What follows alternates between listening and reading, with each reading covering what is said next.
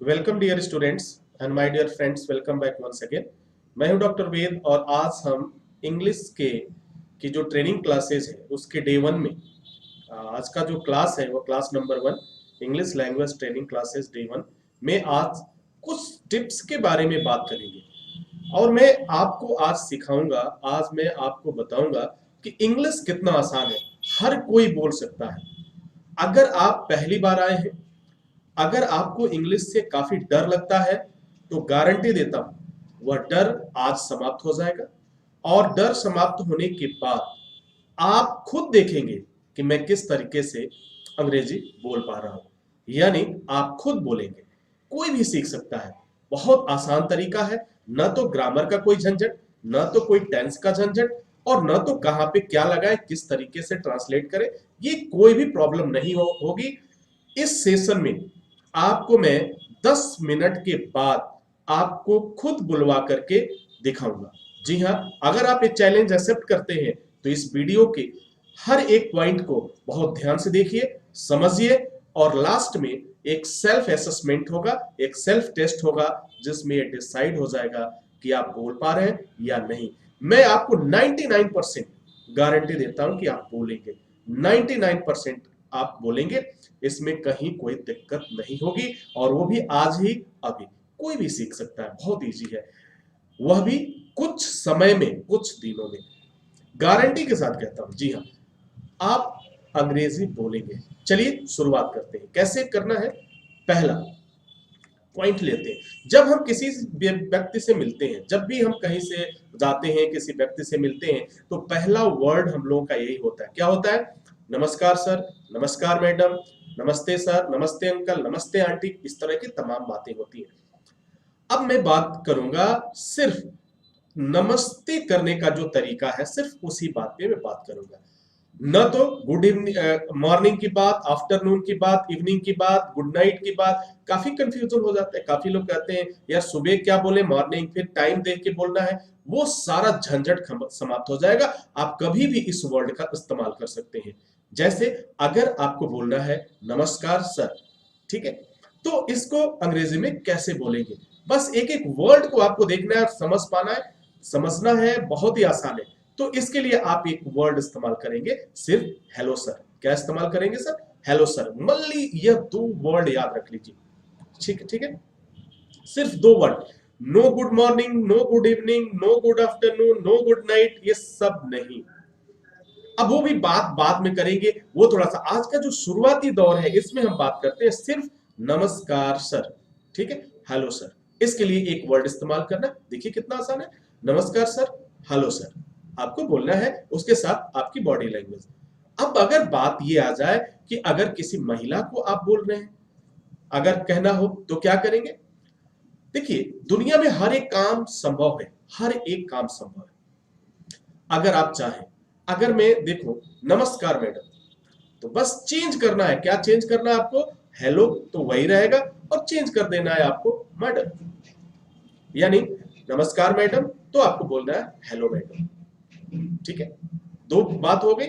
अब ये दौरान थोड़ा सा आगे मैं बढ़ाता हूं, इस दौर को आगे बढ़ाता हूं। इस दौरान आपने देखा कि नमस्कार सर, नमस्कार मैडम कैसे बोलना है, ये चीज आपने सीख लिया।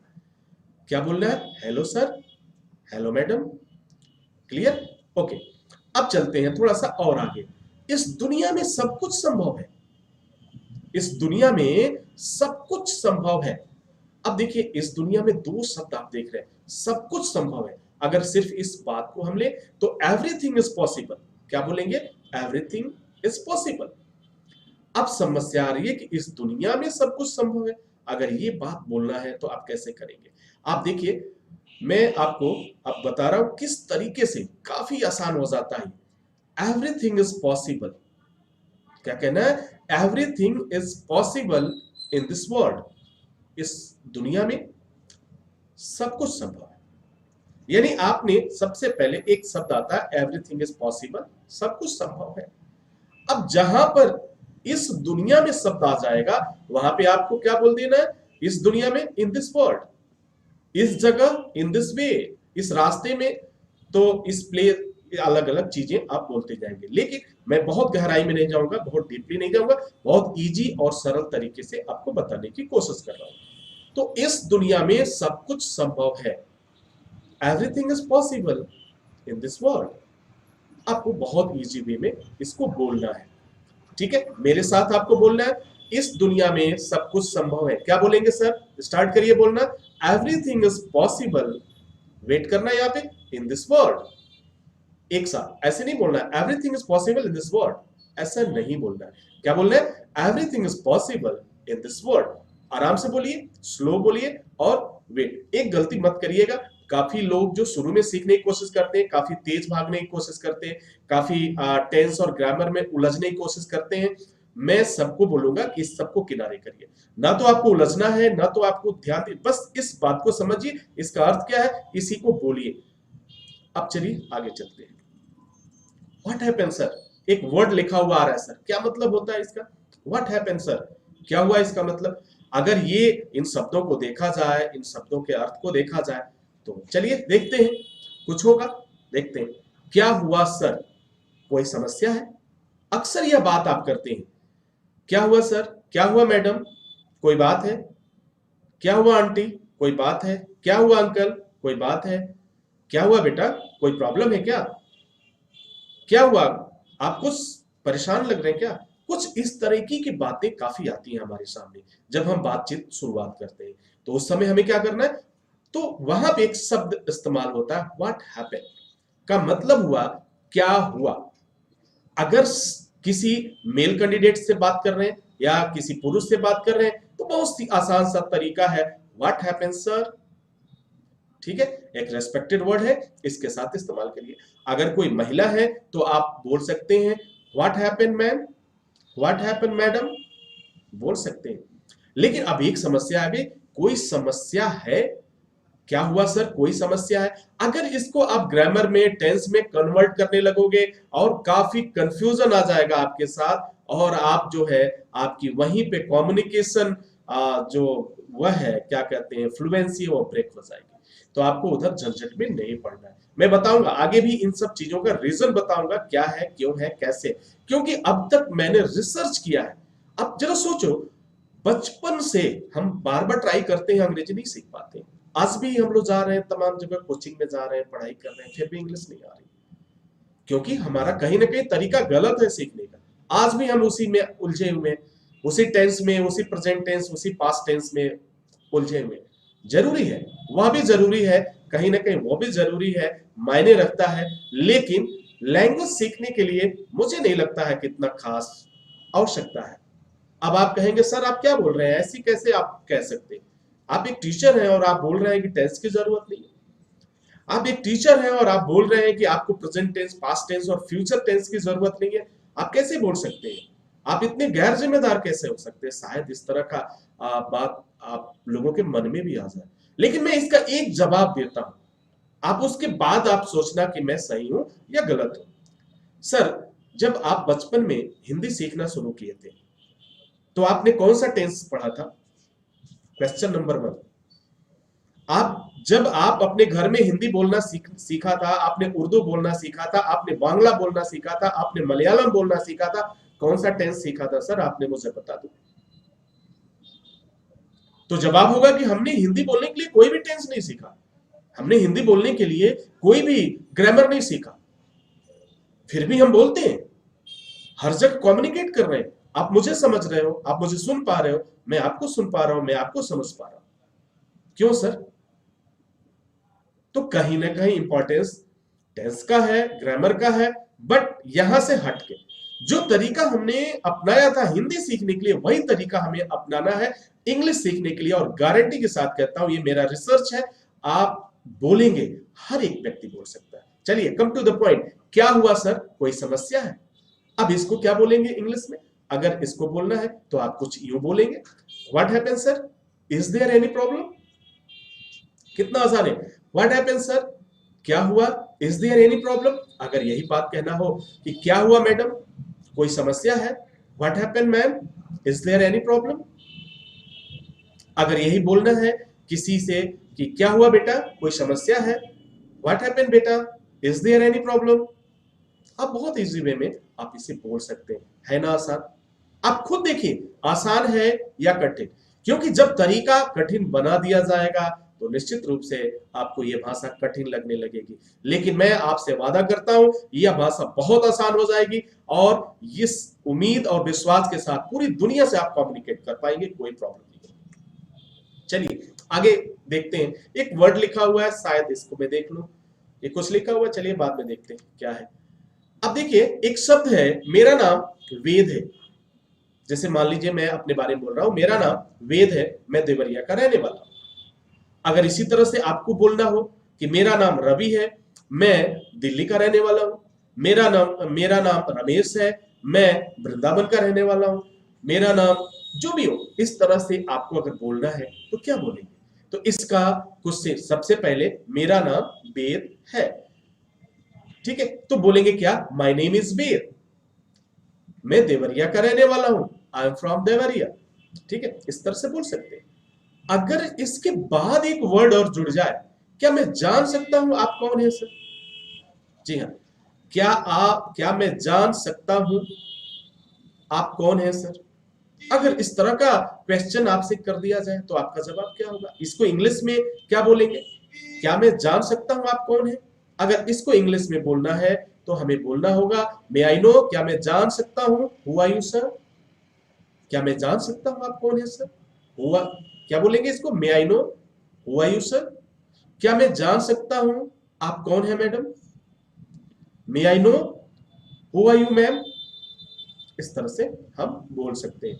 अभी बहुत सिंपल वे में हम जा रहे हैं। हम बस इस भाषा को समझने की कोशिश कर रहे हैं, इस भाषा को समझने की कोशिश कर रहे हैं, और उस भाषा को कैसे बोला जाएगा आपको अपने टंग पे ट्विस्ट करना है, उसको टंग ट्विस्टिंग जो कहते हैं।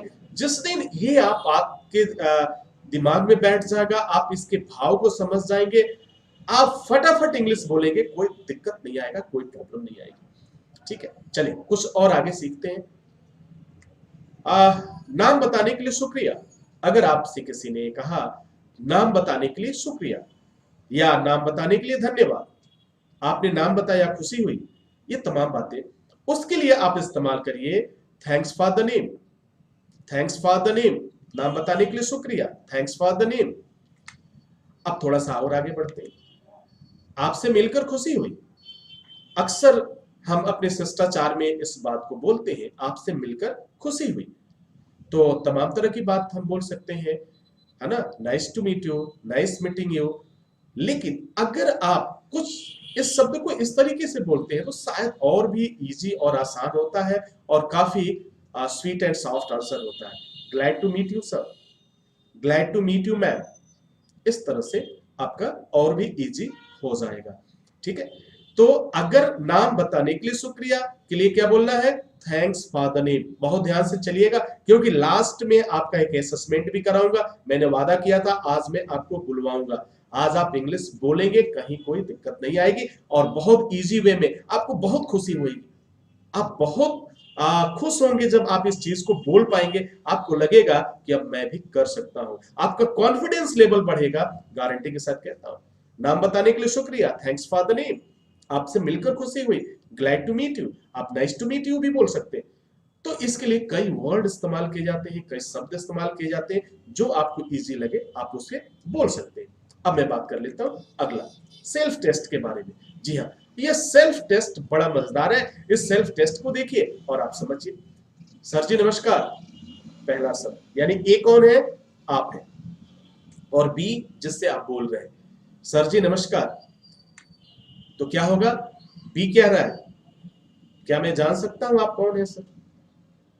ठीक है, वो रिप्लाई अगर इस तरह से कुछ आया, चलिए कोई बात नहीं, ये तो आप कर ही सकते हैं। ए बोल रहा है जी हाँ बिल्कुल सर, मेरा नाम वेद है और मैं देवरिया का रहने वाला हूं। चलिए कुछ और आगे बढ़ाते हैं। आपसे मिलकर खुशी हुई मिस्टर वेद, मैं आपके लिए क्या कर सकता हूं? इतना वर्ड है सर, पहली बार आप आए हैं। अब ये पूरी बात आप खुद सोचिए। अब तक अगर आप मेरे साथ आप बने हुए हैं तो गारंटी के साथ कहता हूं, निश्चित रूप से कहता हूं कि इन सब चीजों को इंग्लिश में आप बोल सकते हैं। सर जी नमस्कार, हेलो सर, क्या मैं जान सकता हूं, मे आई नो, आप कौन है sir, who are you sir? जी हाँ, of course, why not. Of course भी बोल सकते हैं, व्हाई नॉट जी हाँ के लिए आप इस्तेमाल कर सकते हैं। जी हाँ, व्हाई नॉट सर, या जी हाँ बिल्कुल sir, of course sir, why not sir, my name is bear and I am from Deoria, and लगा दिया मैंने। ठीक है, अब आपसे आपसे मिलकर खुशी हुई, glad to meet you, glad to meet you mister बेर। मैं आपके लिए क्या कर सकता हूं? अब यहां ये बात तो आज हम लोगों ने सीखा नहीं कि मैं आपके लिए क्या कर सकता हूं। अब इस बात से हम स्टार्ट करेंगे अगले लेसन में, और हम एक एक चीज को देखेंगे। अगर आपको कहीं भी इसमें प्रॉब्लम आती है, वीडियो को दोबारा प्ले करिए और देखिए। एक एक चीज, एक एक शब्द एक दिन सीखना है। आज हमने कुछ और सीख लिया, कल हम निश्चित रूप से कुछ और सीखेंगे, कल कुछ और अलग करेंगे, और आप देखेंगे धीरे धीरे धीरे धीरे कम्युनिकेशन स्किल बहुत ही बेहतर बनती जाएगी। आई होप डियर स्टूडेंट्स आप इस चीज को समझ पा रहे होंगे। मेरा मकसद है इस स्किल को बढ़ाना, मेरा मकसद है आपको सिखाना आसान तरीकों से, ताकि आपको कोई उलझन ना हो, कोई आपको प्रॉब्लम ना हो। तो डियर स्टूडेंट, इसी के साथ इजाजत चाहिए।